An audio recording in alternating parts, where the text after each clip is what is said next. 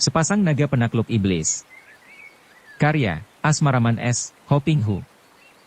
Jilid 18. Sementara itu, setelah tadi mengeluarkan suara auman dahsyat yang tidak mempengaruhi lawannya, Lin Kuisai Kong juga sudah menyerang Liong Li dengan golok besar dan rantai bajanya. Dua senjata yang besar dan berat itu menyambar dan mengeluarkan angin saking cepat dan kuatnya. Namun, hanya dengan beberapa langkah kaki saja Liong Li telah dapat menghindarkan dirinya. Wanita cantik ini mempergunakan langkah ajaib Liu Sengpou untuk menghindarkan serangan golok yang dikombinasikan dengan rantai itu. Akan tetapi, ruyung di tangan Hek Giamong sudah menyambar pula dengan amat dahsyat dan ganasnya. Kembali Liong Li mengelak dengan langkah ajaibnya. Ketika golok besar di tangan Lin Kuisai Kong menyambar lagi ke arah lehernya, ia memapaki dengan Hek Liong Kiam sambil mengerahkan. Lin Kuisai Kong tidak seperti Pek I Kong Chu yang cerdik. Biarpun raksasa ini sudah pula mendengar bahwa Liong Li amat lihai dengan pedang pusakanya yang ampuh, namun dia terlalu percaya kepada diri sendiri, dan dengan pengerahan tenaga sekuatnya, dia membiarkan goloknya ditangkis, yakin bahwa kalau senjata itu bertemu, tentu pedang gadis itu akan terlepas dari pegangannya. Tak mungkin seorang gadis muda sanggup menahan kekuatan dahsyat yang mendorong goloknya. Trak! Lin Kuisai Kong mengeluarkan gerengan keras ketika melihat bahwa pedang wanita itu sama sekali tidak terpental, bahkan yang terpental adalah ujung goloknya yang menjadi patah begitu bertemu dengan pedang hitam itu. Masih untung bahwa yang bertemu pedang adalah bagian golok agak di ujung sehingga sisa goloknya masih cukup panjang untuk dapat dia pergunakan sebagai senjata dan dengan kemarahan meluap, akan tetapi juga agak gentar, dia menyerang lagi. Hek Giamong Lokun membantunya dengan serangan ruyungnya yang besar dan hebat. Namun, Liong Li menghadapi mereka dengan sikap tenang. Langkah ajaib Liu Sengpou cukup tangguh untuk melindunginya. Dengan langkah-langkah itu, tubuhnya tak pernah tersentuh senjata lawan, dan sebaliknya, pedang hitamnya kini mulai mendesak lawan. Sinar pedang hitam yang bergulung-gulung mulai membuat kedua orang lawannya kewalahan karena mereka berdua kini gentar terhadap pedang pusaka yang luar biasa itu. Sejak tadi Xiao Bin Ciukui nonton perkelahian itu. Tadinya dia pun merasa yakin bahwa 4 orang pembantunya yang lihai akan mampu merobohkan Pek Liong dan Hek Liong Li. Akan tetapi segera dia melihat betapa 4 orang pembantunya itu mulai terdesak dan mereka berempat jelas merasa gentar menghadapi pedang pusaka di tangan kedua orang muda itu. Dia pun mulai khawatir. Kalau dia terjun ke dalam pertempuran, peti harta karun yang tak ternilai harganya itu tidak ada yang menjaganya. Dia khawatir kehilangan harta karun itu, lebih mengkhawatirkan hilangnya harta karun itu daripada hilangnya 4 orang pembantunya. Maka, dia mengambil keputusan untuk lebih dahulu menyingkirkan peti berisi harta karun itu. Kalian berempat tahan dulu 2 orang muda sombong ini, katanya lantang.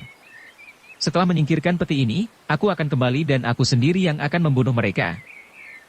Setelah berkata demikian, dengan cepat bagaikan terbang saja, Xiao Bin Ciukui sudah lari meninggalkan bukit itu sambil memanggul peti harta karun. Melihat betapa pemimpin mereka itu pergi membawa harta karun, 4 orang tokoh sesat itu terkejut. Akan tetapi, karena mereka sedang didesak oleh Pek Liong dan Liong Li, 4 orang itu tidak dapat mencegah Beng Cu mereka meninggalkan mereka dan membawa pergi harta karun. Mereka percaya kepada Xiao Bin Ciukui, akan tetapi mereka bingung karena selagi mereka terdesak, ketua itu bahkan pergi hendak menyingkirkan dulu harta karun. Terpaksa mereka menggerakkan senjata dan melakukan perlawanan nekat, mengambil keputusan untuk bertahan terus sampai Beng Cu itu kembali dan membantu mereka. Sementara itu, Pek Liong dan Liong Li terkejut melihat kakek itu lari membawa peti harta karun. Peti itu terlalu berharga buat mereka, sudah banyak mereka berkorban dan menderita hanya untuk mendapatkan peti harta karun itu. Terutama sekali yang dirasakan berat bagi Pek Liong adalah mengingat bahwa Liong Li sudah mengorbankan pinggulnya terluka pedang untuk membiarkan Pek Liong dapat menyelundup sebagai pembantu Xiao Bin Ciukui dan dapat ikut menemukan harta karun itu. Tentu saja mereka berdua tidak mau kehilangan peti harta karun itu, maka keduanya segera mengeluarkan seluruh kepandaian dan tenaga. Terdengar Liong Li mengeluarkan suara melengking nyaring dibarengi bentakan Pek Liong yang dahsyat. Nampak dari gulungan sinar pedang putih dan hitam itu mencuat sinar berkilauan dan pedang Hek Liong Kiam sudah menerjang dahsyat ke arah Hek Giamong Lokhun. Hek Giamong terkejut dan menangkis dengan ruyungnya. Terang! Ruyung itu patah dan sinar hitam masih meluncur terus ke arah leher iblis muka hitam itu. Lok Hun mencoba untuk melempar tubuh ke belakang, namun terlambat. Lehernya disambar ujung Hek Leong Kiam dan dia pun mengeluarkan suara aneh, seperti seekor babi disembelih dan tubuhnya roboh terjengkang, lehernya hampir putus dan dia pun tewas setelah berkelojotan. Sementara itu, dalam waktu yang hampir bersamaan, sinar pedang Pek Leong Kiam menyambar dengan dahsyatnya ke arah Pek I Kong Chu yang tentu saja merasa terkejut sekali. Tidak ada kesempatan lagi baginya untuk mengelak, maka dia menangkis dengan pedangnya sambil membuang diri ke belakang. Trak! Pedangnya patah bertemu dengan Pek Leong Kiam, akan tetapi tubuhnya terhindar dari sambaran Pek Leong Kiam. Pada saat itu, Tosim Nio Chu Lui Chin Si melihat kesempatan baik. Ia sudah menubruk maju dengan pedang menusuk lambung Pek Leong, dan kipasnya yang tertutup menotok ke arah jalan darah di pundak Pek Leong dengan gagannya. Melihat serangan maut ini, Pek Leong tidak dapat menyusulkan serangan mematikan kepada Pek I Kong Chu yang sudah membuang diri ke belakang, terpaksa dia membalik sambil memutar Pek Leong Kiam dengan kecepatan kilat. Terang! Trak! Tosim Nio Chu mengeluarkan seruan kaget. Tadi, melihat Pek Leong mendesak Pek I Kong Chu, ia melihat kesempatan untuk menyerang dengan sepenuh tenaganya, maka ketika tiba-tiba Pek Leong membalik dan memutar pedang bersinar putih itu untuk menangkis, ia tidak sempat lagi mencegah bertemunya pedang dan kipasnya dengan pedang di tangan Pek Leong. Dan akibatnya, kedua buah senjatanya itu patah. Ia marah sekali dan nekat menubruk maju dengan kedua tangan membentuk cengkeraman, sedangkan dari belakang, Pek I Kong Chu juga siap menyerang dengan tangan kosong. Pek Leong dapat mendengar gerakan Pek I Kong Chu, maka dia memutar pedang ke belakang untuk menghalangi penjahat tampan cabul itu menyerangnya dan ketika Tosim Nio Chu menubruk, dia menggeser kakinya ke samping kanan, membalik dan tangan kirinya menampar dengan pengerahan tenaga sinkang. Plak! Tamparan itu tepat mengenai kepala Tosim Nio Chu bagian samping, di pelipisnya, dan wanita itu mengeluarkan suara keluhan lirih lalu tubuhnya terkulai roboh dan tidak bangkit kembali. Tamparan itu cukup hebat membuat isi kepalanya terguncang hebat dan ia pun tewas seketika. Robohnya Tosim Nio Chu ini hampir bersamaan waktunya dengan robohnya Hek Giam Ong. Ketika Pek Leong siap menghadapi Pek I Kong Chu, ternyata penjahat tampan berpakaian putih itu telah melarikan diri bersama Lim Kui Sai Kong yang juga lari cepat. Mereka lari menuju ke arah larinya Xiao Bin Chiu Kui. Pek Leong dan Leong Li saling pandang, kemudian mereka memandang ke bawah bukit. Nampak kedua orang lawan itu melarikan diri dan jauh di kaki bukit nampak bayangan Xiao Bin Chiu Kui yang memanggul peti, menuju ke telaga. Hayo kejar mereka, kata Leong Li sambil meloncat dengan kecepatan seperti terbang. Terutama Xiao Bin Chiu Kui jangan sampai lolos, kata pula Pek Leong dan dia pun meloncat ke depan. Keduanya mempergunakan ilmu berlari cepat melakukan pengejaran. Sementara itu, Xiao Bin Chiu Kui berlari cepat menuruni bukit. Baginya yang terpenting adalah menyelamatkan harta karun itu lebih dahulu. Dia bukan takut kepada dua orang muda itu, melainkan khawatir kalau peti harta karun itu sampai terampas orang dari tangannya. Dia lari ke pantai telaga dan menuju ke sebuah tepi yang sunyi di mana terdapat sebuah perahu yang memang sudah dipersiapkannya sebelumnya. Dibawanya peti harta karun itu ke perahu dan diturunkannya ke dalam perahu. Beng Chu, tunggu kami, tiba-tiba terdengar teriakan dan dia cepat membalik dan memandang. Dia melihat Lim Kui Sai Kong dan Pek I Kong Chu berlari cepat menuju ke tempat itu dan tak jauh di belakang mereka dia melihat Pek Leong dan Hek Leong Li. Setelah kedua orang pembantu itu tiba di depannya, dia mengerutkan alisnya. Di mana Tosim Nio Chu dan Hek Giam Ong? Mereka telah tewas. Beng Chu, bantulah kami, kata Lim Kui Sai Kong. Kalian berempat tidak mampu membunuh dua orang muda sombong itu? Kalian hadapi Leong Li. Aku yang akan membunuh Pek Leong lebih dahulu, katanya dan dia sudah melepaskan sabuk sutera dari pinggangnya. Sabuk yang lemas itulah senjatanya. Beng Chu, pedangku rusak, aku tidak mempunyai senjata lagi, kata Pek I Kong Chu, agak gugup. Engkau sungguh tak ada gunanya, bentak Xiao Bin Chiu Kui. Pakailah pedang ini. Dia melemparkan sebatang pedang yang berada di dalam perahu kepada pembantu itu dan Pek I Kong Chu segera menangkap dan mencabut pedang itu dari sarungnya. Sebatang pedang yang berkilauan dan dia girang sekali. Biarpun belum tentu pedang ini mampu menandingi pedang lawan, namun jelas yang dipegangnya adalah sebatang pedang yang baik, maka dia pun berdiri di samping Lim Kui Sai Kong, siap untuk mengeroyok Hek Leong Li. Sedangkan Xiao Bin Ciukui juga melompat turun dari perahu, lalu berlari ke depan menyambut datangnya dua orang muda yang melakukan pengejaran itu. Hal ini dia lakukan agar pertandingan tidak dilakukan terlalu dekat dengan perahu di mana dia menyimpan peti harta karun itu. Dua orang pembantunya yang kini berbesar hati karena di situ terdapat Xiao Bin Ciukui, juga berlari ke depan mengikuti pimpinan mereka. Ketika Pek Liong dan Hek Liong Li tiba di depan mereka bertiga, jarak antara tempat itu dengan perahu yang berada di tepi telaga ada 200 meter sehingga kedua orang muda itu tidak tahu di mana peti harta karun itu disembunyikan oleh Xiao Bin Ciukui. Xiao Bin Ciukui, percuma saja engkau melarikan diri. Sebelum kau berikan harta karun itu kepada kami, sampai kemanapun engkau lari, kami akan menemukanmu, kata Liong Li sambil tersenyum mengejek. Sedangkan Pek Liong memandang ke sana-sini untuk menyelidiki di mana kiranya peti harta karun itu disembunyikan oleh kakek pendek gendut yang kepalanya botak gundul itu. Xiao Bin Ciukui yang mukanya kekanak-kanakan itu tersenyum mengejek, bahkan senyumnya makin lama berubah menjadi suara ketawa dan perutnya yang gendut itu terguncang-guncang, kepalanya yang botak gundul itu tergeleng-geleng. Hahaha, Pek Liong Eng dan Hek Liong Li, kalian ini bocah-bocah sombong telah datang mengantarkan nyawa. Bersiaplah kalian untuk mampus di tanganku. Setelah berkata demikian, tangannya bergerak dan nampak sinar merah mencuat dan meluncur ke arah Pek Liong. Pemuda ini cepat meloncat ke samping untuk mengelak. Kiranya sinar merah itu adalah sehelai sabuk sutera merah yang tadinya tergulung di dalam tangan Xiao Bin Ciukui dan begitu digerakkan tangan itu, sabuk itu meluncur bagaikan ular hidup menyambar-nyambar. Pek Liong maklum akan kelihayan lawan, maka dia pun sudah mencabut Pek Liong Kiam dari punggungnya. Lim Kui Saikong dan Pek Ikong Chu yang sudah dipesan oleh Xiao Bin Ciukui, tanpa banyak cakap lagi lalu mengeroyok Hek Liong Li. Si raksasa muka singa itu sudah menggerakkan golok besar dan rantai bajanya, sedangkan Pek Ikong Chu menggerakkan pedang pemberian Xiao Bin Ciukui. Mereka menyerang dengan hati-hati, akan tetapi juga dengan jurus-jurus maut.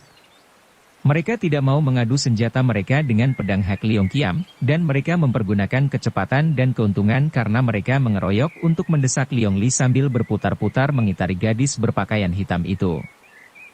Pek Liong harus mengakui kelihayan lawan. Begitu serangan pertama sabuk sutera merah tadi dapat dia hindarkan dengan loncatan ke samping, sabuk itu bagaikan bermata saja sudah menyeleweng dan mengejar. Kini tiba-tiba benda lemas itu berubah menjadi kaku seperti tongkat dan melakukan totokan bertubi-tubi ke arah 7 jalan darah utama di bagian depan tubuhnya. Pek Liong mengelak sampai 5 kali, dan 2 kali totokan terakhir disambutnya dengan sabetan pedangnya sebagai tangkisan dan untuk mematahkan senjata yang sudah berubah kaku seperti tongkat itu. Akan tetapi begitu pedangnya bertemu senjata merah itu, tongkat itu telah berubah lemas lagi seperti sutera kembali dan tentu saja pedang pusakanya tidak dapat merusak sabuk sutera itu. Bahkan yang terakhir kalinya, ujung sabuk sutera itu dengan lemasnya membelit pedangnya, seperti ekor ular. Belitan yang amat kuat dan sabuk itu ditarik oleh Xiao Bin Ciukui mempergunakan tenaga Xingkan yang kuat sekali. Pek Liong tentu saja tidak membiarkan pedangnya dirampas. Dia mempertahankan pedangnya sehingga terjadilah adu tenaga tarik-menarik. Dan ternyata, dalam adu tenaga ini keduanya sama kuat. Kui Saikong siap untuk mengeroyok Hek Liong Li. Sedangkan Xiao Bin Ciukui juga melompat turun dari perahu, lalu berlari ke depan menyambut datangnya dua orang muda yang melakukan pengejaran itu. Hal ini mengejutkan hati Xiao Bin Ciukui. Di antara Kyulomo, 9 iblis tua, dia termasuk seorang yang memiliki tenaga yang amat kuat. Akan tetapi bocah ini mampu menandinginya. Sungguh hal ini mengejutkan hatinya dan dia tahu bahwa dia harus berhati-hati sekali. Lawannya ini sungguh tak boleh dipandang ringan. Oh, tiba-tiba saja dia melangkah dekat tanpa mengurangi tarikan terhadap sabuk sutera yang membelit pedang, dan tangan kirinya sudah menghantam ke arah kepala Pek Liong. Pemuda ini maklum bahwa selama pedangnya masih dibelit sabuk, dia tidak berdaya dan kakek itu lihai bukan main. Maka, melihat kakek itu menggunakan tangan kiri untuk menghantam kepalanya, dia mendapatkan kesempatan baik untuk melepaskan pedangnya dari belitan. Bagaimanapun juga, kakek itu tentu memecah tenaga Xingkannya untuk melakukan penyerangan itu. Maka, dia berpura-pura menangkis dengan tangan kirinya. Gerakan ini hanya pura-pura saja dan sama sekali dia tidak mengerahkan Xingkan pada tangan kirinya. Sebaliknya, Xiao Bin Ciukui yang melihat pemuda itu menangkis, tentu saja mengerahkan tenaga pada tangan kiri yang memukul. Pada saat itu, Pek Liong mengerahkan semua tenaganya pada tangan kanan dan menarik pedangnya sambil melempar tubuh ke kiri untuk menghindarkan pukulan tangan kiri lawan. Pedang itu terlepas dari libatan dan Xiao Bin Ciukui mengeluarkan suara gerengan marah karena dia baru tahu bahwa dia telah diakali setelah pedang itu terlepas dari libatan sabuk sutera, dan pukulannya sama sekali tidak ditangkis, melainkan dielakkan dengan melempar tubuh ke kiri. Pemuda itu bergulingan beberapa kali lalu meloncat berdiri lagi dengan pedang Pek Liong Kiam siap di depan dada. Xiao Bin Ciukui kini marah bukan main. Dia adalah seorang datuk besar yang terkenal sebagai seorang di antara Kiu Lomo, ditakuti oleh semua orang Kang Ou, dipuja oleh semua tokoh sesat di dunia hitam. Kini ada seorang pemuda berani menentangnya, bahkan menandinginya 1 lawan 1. Kalau dia tidak mampu membunuh pemuda ini, sungguh nama besarnya akan runtuh. Hai! Dia berteriak dan tangan kanan yang memegang sabuk sutra itu bergerak lagi. Sinar merah menyambar, mengeluarkan suara mencicit nyaring.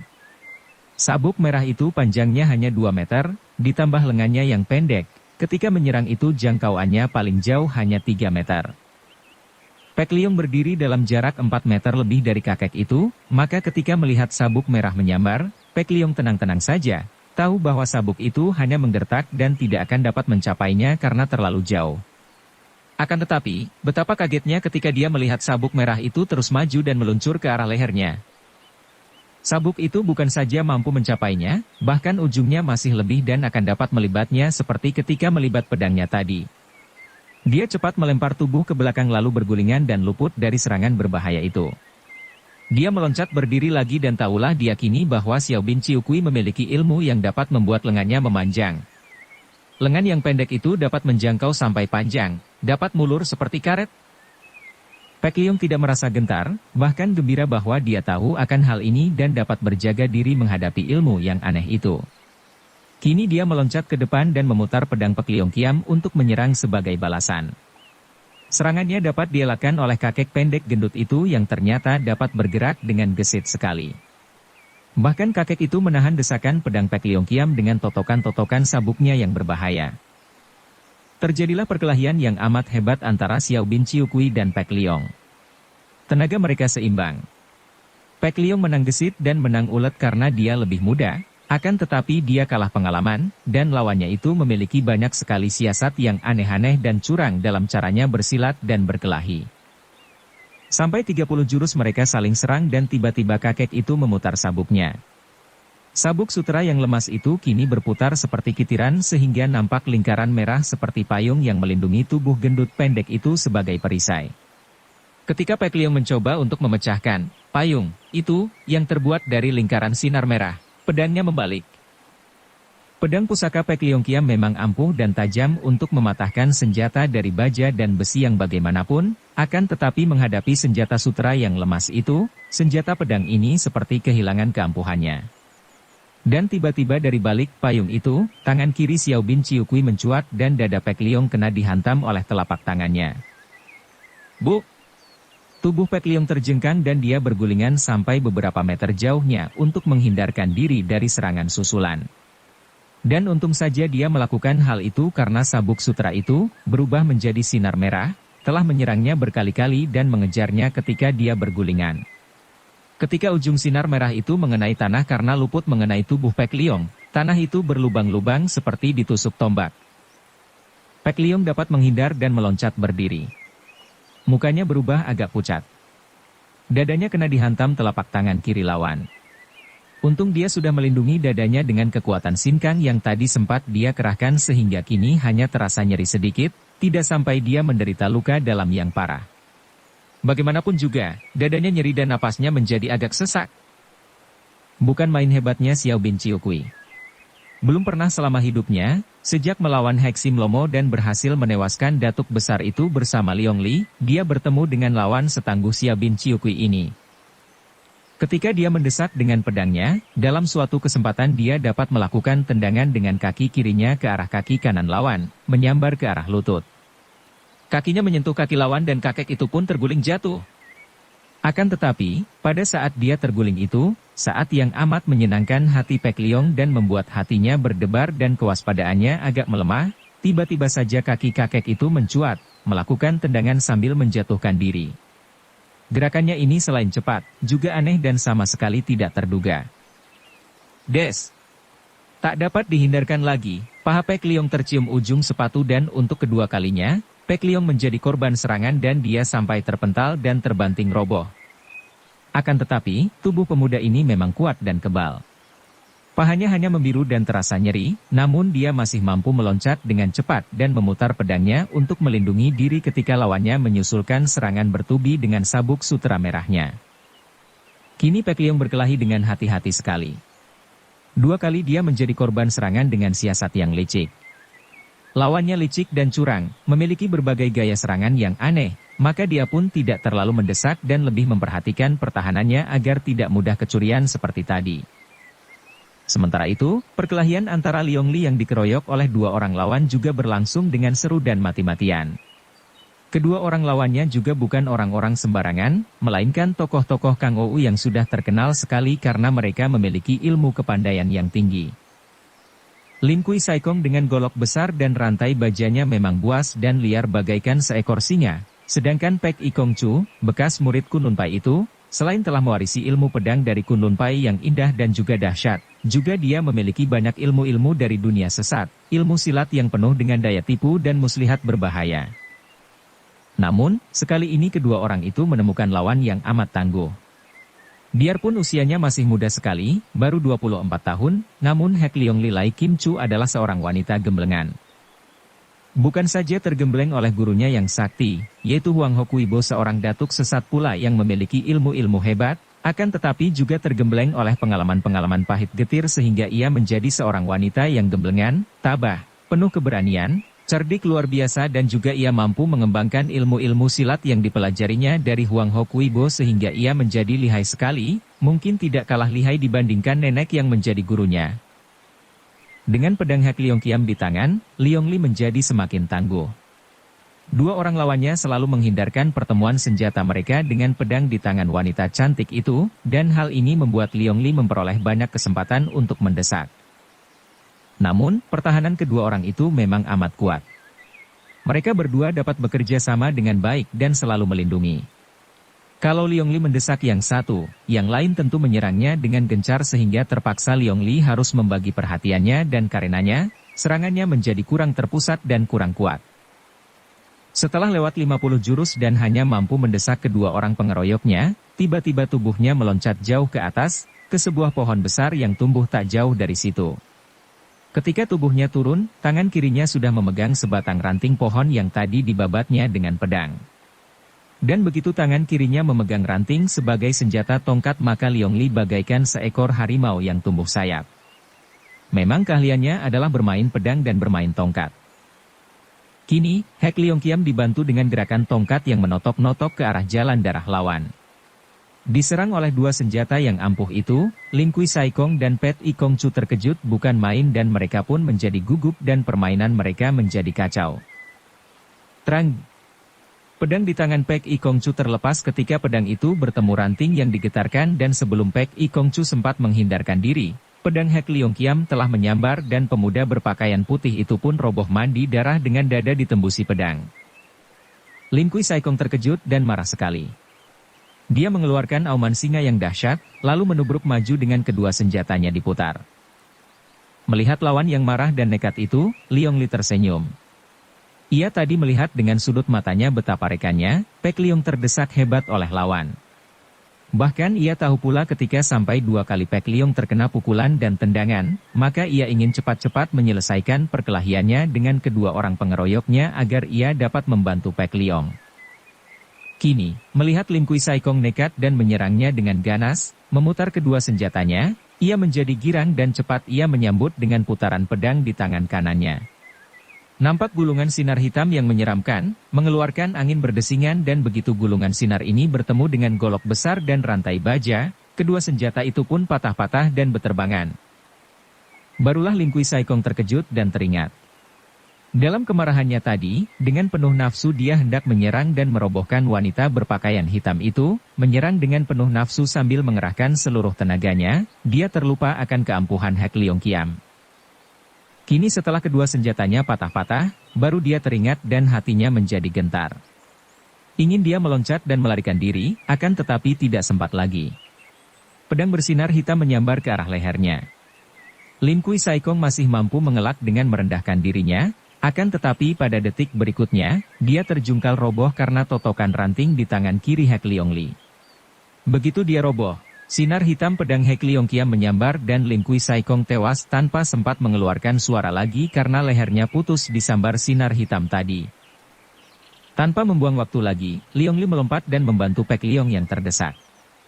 Tentu saja Pek Leong merasa gembira, sebaliknya Xiao Bin Ciukui menjadi gelisah. Dia memaki diri sendiri mengapa selama itu belum juga dia mampu merobohkan Pek Leong. Kalau dia sudah mampu merobohkan Pek Leong, tentu kini dia tidak gentar menghadapi Leong Li. Akan tetapi dikeroyok dua, mengalahkan Pek Leong seorang saja sudah amat sukar, apalagi ditambah Leong Li yang dia dengar tidak kalah lihainya dibandingkan Pek Leong. Dan segera dia melihat dan merasakan buktinya ketika Leong Li terjun ke dalam perkelahian itu dan sinar hitam menyambar-nyambar dahsyat ke arah tubuhnya. Dia mengira bahwa Hek Leong Li belum tahu akan kelihayan sabuk sutera merahnya, maka dia pun menyambut pedang hitam itu dengan sabuk sutera merah, berniat untuk melibat pedang itu seperti yang dilakukannya tadi terhadap pedang di tangan Pek Leong. Begitu pedang hitam itu bertemu sabuk sutera, pedang segera dilibat dengan amat kuatnya. Akan tetapi justru ini yang dikehendaki oleh Leong Li. Ia sudah memperhitungkan betapa lihainya sabuk sutera yang lemas itu yang dapat dipergunakan menghadapi pedang pusaka tanpa takut menjadi putus karena lemasnya. Sabuk sutera itu baru dapat dibikin putus kalau ia mengeras, maka ia pun sengaja membiarkan pedangnya dilibat.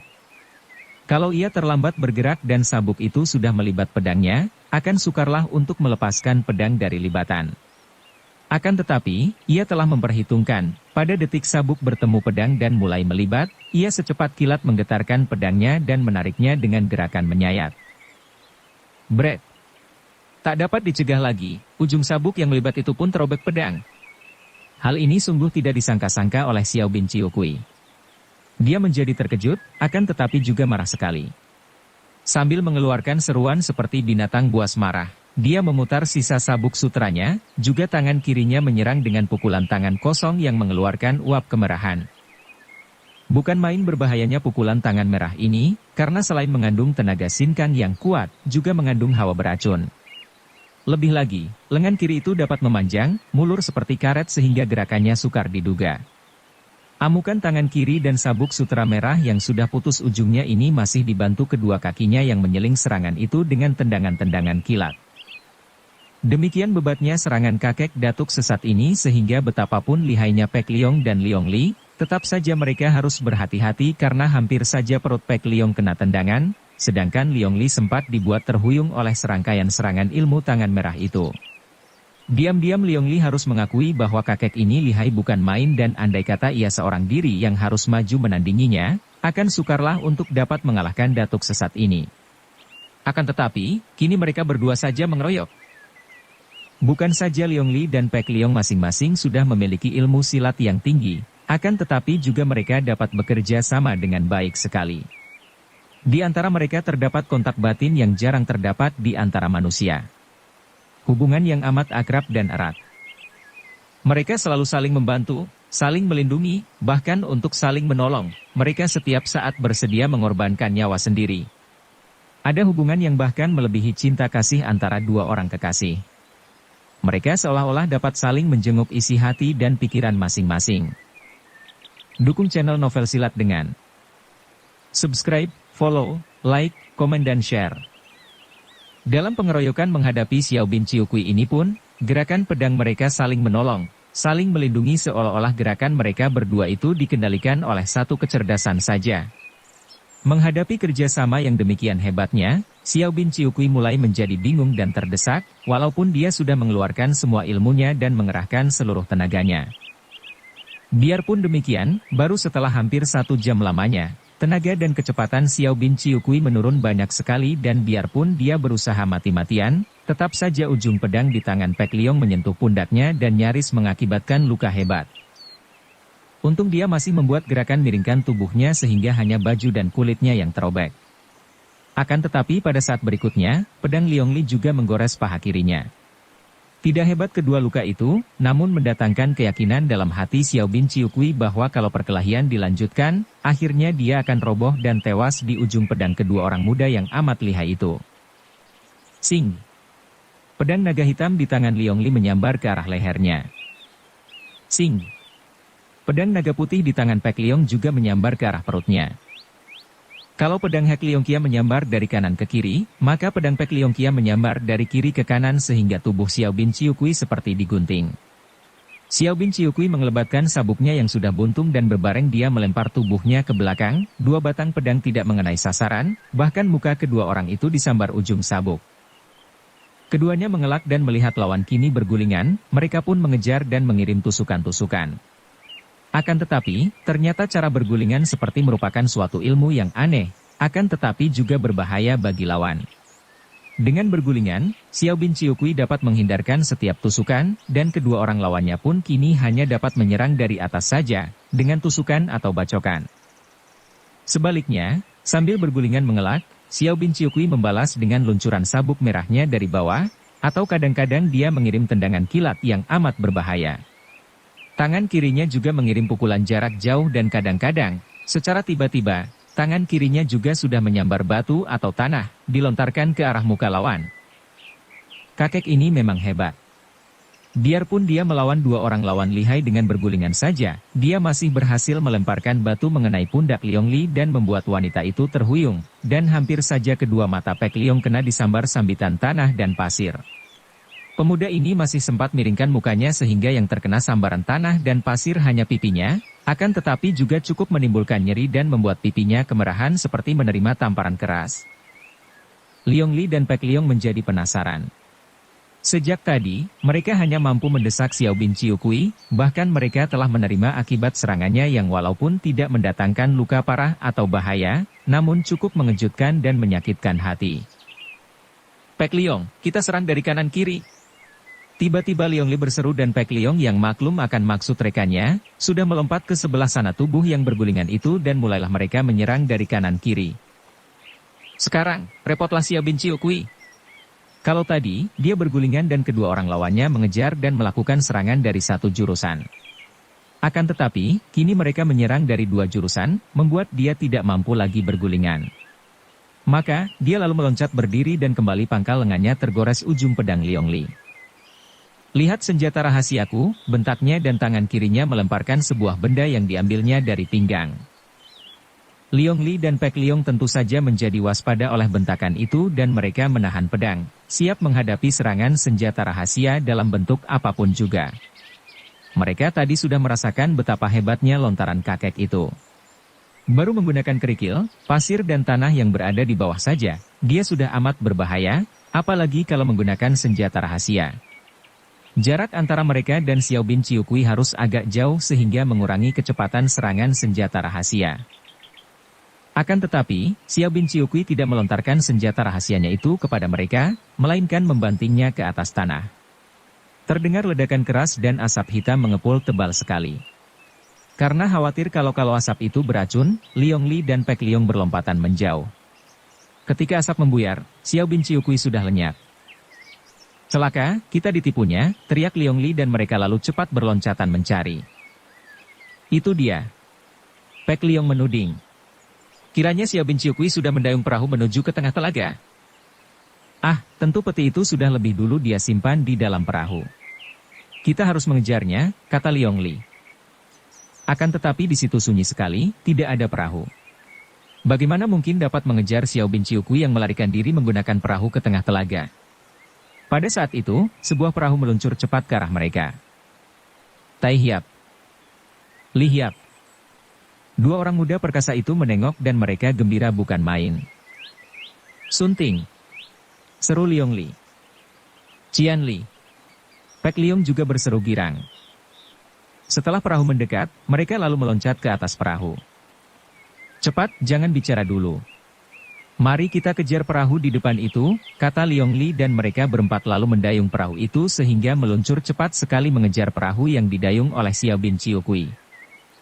Mereka telah berada jauh dari tempat ramai, tiba di bagian yang sepi dari telaga, di dekat pantai yang penuh hutan dan bukit. Kalau Xiao bin Ciukui sudah mendarat di pantai itu, tentu akan sukar untuk menemukannya. Akan tetapi, perahu mereka jauh lebih cepat dan sebelum tiba di pantai, mereka sudah mengejar dekat. Xiao bin Ciukui, engkau hendak lari kemana? Bentak Pek Liong.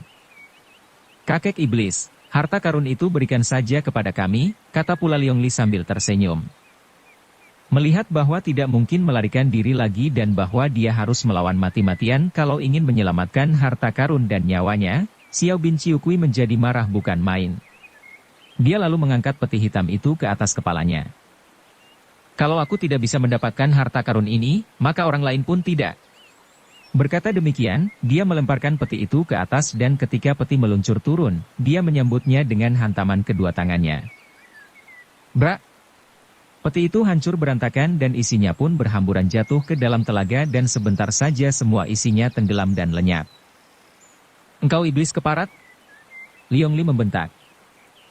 Xiao bin Ciukui, engkau tidak akan terlepas dari tangan kami. Pek Liong juga membentak. Xiao bin Ciukui tertawa bergelak. Hahaha, kalian juga tidak kebagian apa-apa. Dua orang muda itu sudah berloncatan ke atas perahu di mana Xiao bin Ciukui berdiri dan datuk sesat ini pun menyambut mereka dengan sabuk sutera merahnya. Liong Li dan Pek Liong menggerakkan pedang, dan karena perahu itu tidak besar, maka tentu saja Xiao bin Ciukui tidak dapat bergerak dengan leluasa. Perahu pun terguncang dan ketika Xiao bin Ciukui menangkis pedang Pek Liong yang menyerang dari depan, dia tidak mampu menghindarkan diri lagi ketika dari belakangnya, Liong Li menusukkan pedang Hek Liong Kiam. Cap! Pedang itu menembus punggung. Akan tetapi kakek yang amat kuat itu sudah membalik sehingga pedang itu terlepas dari pegangan tangan Liong Li dan masih tertinggal di punggung Xiao bin Ciukui. Kini tangan kiri kakek itu mulur dan hendak mencekik Liong Li. Gadis perkasa ini mengelak dengan loncatan ke kiri, akan tetapi karena perahu itu kecil, loncatannya membuat ia jatuh ke dalam air. Pada saat itu, pedang Pek Liong Kiam juga sudah meluncur dan menusuk lambung kakek itu, amblas sampai tembus. Kembali kakek itu membalik dengan kekuatan yang luar biasa sehingga pedang Pek Liong Kiam juga terlepas dari tangan Pek Liong dan tertinggal di lambung kakek itu. Kakek itu menggerakkan sabuk suteranya, akan tetapi agaknya kini tenaganya sudah habis karena dia pun terkulai dan roboh ke dalam perahunya, tak berkutik lagi karena ternyata nyawanya telah meninggalkan tubuhnya. Liong Li naik lagi ke perahu dengan pakaian basah kuyup. Ia saling pandang dengan Pek Liong dan wanita itu menarik napas panjang. Bukan main. Dia ini adalah seorang lawan yang amat tangguh. Benar, kata Pek Liong. Sayang sekali kepandaian yang demikian tinggi itu dia pergunakan untuk kejahatan. Mereka mencabut pedang masing-masing dari tubuh yang sudah tak mampu bergerak itu. Tai Hiap. Li Hiap. Dua orang muda sakti itu menoleh dan mereka melihat kakak beradik itu sudah mengenakan pakaian menyelam, pakaian yang ketat mencetak tubuh mereka sehingga membuat Liong Li dan Pek Liong memandang dengan kagum. Kami akan menyelam dan mengumpulkan harta karun itu, kata Sun Ting. Baiklah, dan kami akan mengubur dulu jenazah ini, kata Liong Li. Pek Liong kagum, akan tetapi tidak mengatakan sesuatu. Dia tahu bahwa di dasar hati wanita yang dipujanya ini terdapat suatu kelembutan yang kadang-kadang tidak sesuai dengan kehidupannya yang keras dan penuh bahaya. Mereka lalu mendayung perahu Xiao bin Ciukui itu ke pantai, kemudian menggali lubang dan mengubur jenazah bekas lawan itu dengan sederhana. Kemudian mereka kembali ke tempat tadi. Ternyata kakak beradik itu telah beberapa kali menyelam dan berhasil mengumpulkan banyak barang berharga yang tadi berhamburan dari dalam peti harta karun. Seperti tidak disengaja saja, kalau dia timbul dari menyelam dan membawa barang emas intan, Sun Ting tentu berenang ke perahu di mana Liong Li berada. Adapun Qian Li, setelah muncul, berenang ke perahu yang sebuah lagi, di mana Pek Liong menantinya dengan senyum dan pandang mata kagum. Pek Liong pergi membeli makanan dan minuman karena penyelaman kakak beradik yang mengumpulkan harta karun yang berhamburan itu akan makan waktu sedikitnya 3 hari. Pada hari pertama itu, sudah terkumpul cukup banyak di dalam 2 perahu. Setelah matahari condong ke barat, ketika Qian Li muncul sambil membawa kantung kain terisi beberapa buah benda emas dan naik ke perahu di mana Pek Liong sudah menanti, Pek Liong menerima kantung itu dan mengeluarkan isinya, ditumpuk di dalam perahu bersama barang lain yang sudah terkumpul selama sehari itu. Ketika Qian Li hendak meloncat lagi, dia memegang lengan gadis itu. Sudah cukup, Qianli. Besok masih ada hari. Engkau sudah bekerja sejak tadi dan hari sudah menjelang senja. Kakakmu juga sudah mengasuh, kata Pek Liong tanpa melepaskan lengan yang dipegangnya.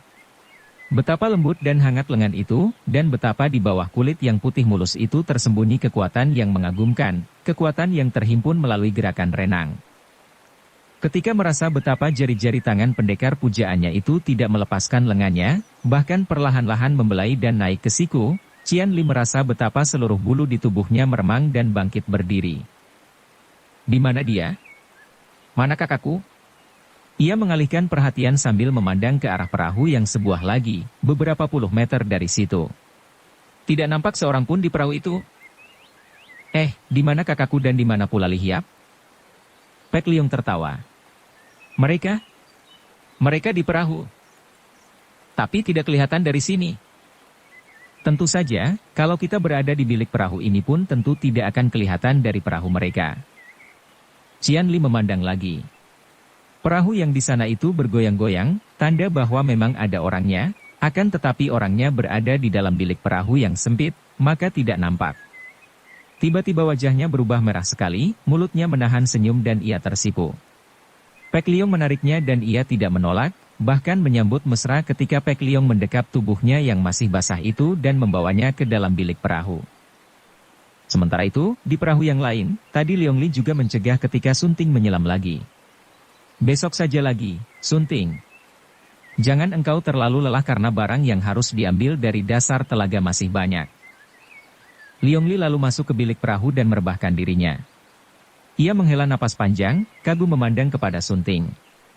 Bentuk tubuh pemuda itu membayang di balik pakaian renangnya yang ketat dan basah. Darah mudanya sudah sejak tadi bergolak melihat betapa otot-otot tubuh Sunting bergerak-gerak di bawah pakaian yang ketat itu, ketika pemuda itu naik turun perahu. Betapa indah dan jantannya. Enak istirahat di sini, Sunting, terlindung dari panasnya matahari dan tidak kelihatan orang lain. Melihat wanita yang dipujanya itu, Sunting yang memang sudah jatuh cinta, menelan ludah. Dia merangkak menghampiri, dan suaranya gemetar ketika dia bertanya, "Enci bagaimana dengan luka di pinggulmu?" Melihat betapa pemuda itu sukar bicara, dan kedua tangan itu gemetar, Liong Li tersenyum manis. "Sudah agak sembuh, Sunting. Coba kau lihat sendiri." Berkata demikian, Liong Li membalikkan tubuhnya, miring hampir menelungkup. Dengan tangan gemetar Sunting mendekat, lalu meraba, boleh aku melihatnya?" "Tentu saja, bukankah engkau yang dulu mengobatinya?" Dengan kedua tangan gemetar Sunting menarik celana itu agak turun sehingga nampak pinggul yang berkulit putih mulus itu, pinggul yang membukit besar. Luka itu memang sudah sembuh dan kering, hanya tinggal bekasnya saja. Akan tetapi Sunting sudah tidak kuat menahan dirinya dan dia pun menciumi pinggul itu, luka di pinggul itu. "Enci. Enci, betapa indah pinggulmu." "Ih, anak nakal." Liong Li membalik, lalu merangkul dan menarik tubuh Sunting sehingga mereka berdekapan.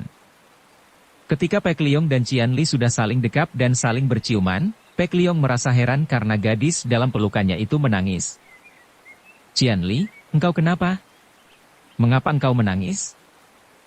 Qianli memberat rangkulannya dan menjawab lirih sambil menyembunyikan muka di leher pemuda itu, "Tidak apa-apa. Aku menangis karena bahagia, Haiko. Aku sejak bertemu denganmu, aku telah jatuh cinta dan betapa aku mengharapkan dapat berada dalam pelukanmu seperti ini." Pek Liong menghela napas dan mengelus rambut kepala Qianli. "Qianli, sebelum kita melangkah lebih jauh, aku harus lebih dulu memperingatkanmu bahwa aku tidak seperti yang kau harapkan, aku tidak seperti pria lain." Sekali ini Qianli terkejut dan bangkit duduk, memandang wajah pemuda yang rebah telentang itu. Apa maksudmu, Hai Koko?" "Engkau seorang gadis yang baik, Qianli, maka aku harus berterus terang kepadamu.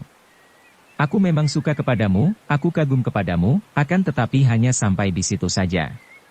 Aku tidak mungkin menjadi suamimu. Nah, aku harus memberitahukan hal ini lebih dulu padamu. Aku tidak mau menghancurkan kebahagiaanmu. Nah, engkau sudah tahu sekarang." Sepasang mata itu terbelalak. Tapi mengapa, Koko? Kalau kita saling mencinta, kenapa kita tidak dapat menjadi suami istri? Pek Liong menggeleng kepala. Tidak mungkin. Aku tidak mau menikah, sekarang ini tidak dan belum. Hidupku masih penuh bahaya, aku tidak mau membawa seorang istri dalam bahaya maut. Tapi aku mau, Koko. Aku tidak takut menghadapi bahaya maut, asal berada di sampingmu. Tidak, Qianli. Sudah kujelaskan tidak dan harap jangan mendesakku. Aku sudah berterus terang, aku tidak ingin melihat engkau nanti kecewa dan kehilangan kebahagiaanmu. Nah, kita sudahi saja kemesraan ini dan kita menjadi saudara saja. Bagaimana? Pek Liong juga bangkit duduk. Mereka duduk berhadapan, saling pandang dan mata gadis itu masih basah air mata. Akan tetapi, tiba-tiba Qianli menubruk dan merangkul Pek Liong sehingga pemuda ini jatuh dan rebah telentang lagi, Qianli di atasnya. Gadis itu mencium mulut Pek Liong dan ia berbisik, aku tidak peduli, biar engkau tidak menjadi suamiku, aku tidak peduli. Engkaulah satu-satunya pria yang kukagumi dan kucintai, Aku ingin menjadi milikmu. Saat ini, Pek Liong balas merangkul. Engkau sungguh tidak akan menyesal? Qianli memegang kepala pemuda itu dengan kedua tangannya, agak dijauhkan agar mereka dapat saling berpandangan. Mengapa menyesal? Tidak. Aku ingin engkau yang menjadi pria pertama yang memiliki diriku, mereka tidak bicara lagi. Demikianlah, selama 3 hari mereka berempat berada di perahu, masing-masing pasangan dalam sebuah perahu. Makanan dan minuman yang dibeli Pek Liong cukup untuk mereka, dan sudah dibagi menjadi 2. Pada sore hari ketiga, Pek Liong dan Liong Li menyuruh kakak beradik itu menghentikan penyelaman mereka. Biarpun tidak mungkin mengumpulkan seluruh isi peti harta karun itu dan mungkin masih ada yang tertinggal di dasar telaga, namun yang dapat dikumpulkan selama 3 hari itu sudah lebih daripada cukup. Tak ternilai harganya dan mereka menjadi kaya raya. Pada keesokan harinya, ketika terbangun dari tidurnya karena merasa kedinginan, Qianli membuka mata dan berbisik lirih, "Hai Koko." Tangannya merangkul akan tetapi tidak merasakan apa-apa. Ia membuka matanya. Haiko. Kosong dalam bilik perahu yang sempit itu, yang setiap malam selama 3 hari ini menjadi tempat ia bersama Pek Liong. Tidak ada jawaban. Bagaikan disengat laba-laba, karena menduga sesuatu, Qianli bangkit duduk. Hai Koko. Kini suaranya terdengar mengandung kekhawatiran.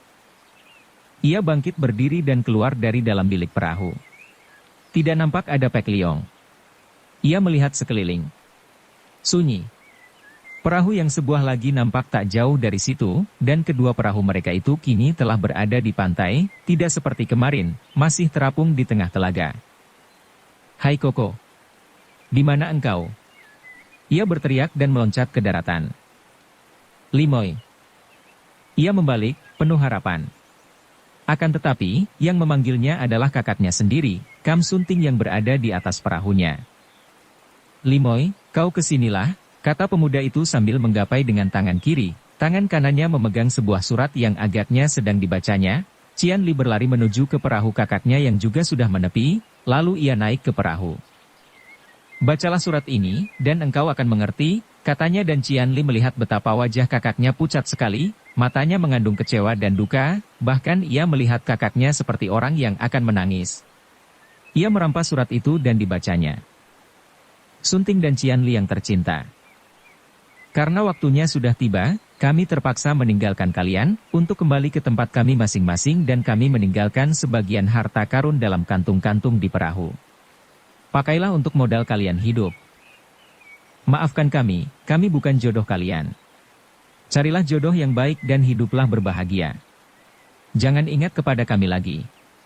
Kami akan selalu mengingat kalian sebagai pemuda dan gadis yang manis dan baik budi. Selamat tinggal. Hek Liong Li dan Pek Liong Eng. Ai.